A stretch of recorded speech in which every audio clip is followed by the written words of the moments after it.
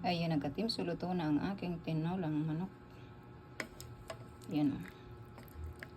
Ingay ng electric pan, hindi ko napatay. Sakit pa naman sa ulo pakinggan. Ayan siya. Nilagyan ko siya na daw ng laurel. Para mabango. Tikman. Tikman ko yung sabaw. Sarap. Yummy. Wala bang ano dito? Yung maliit na laman. Yung gulay, tikman ko.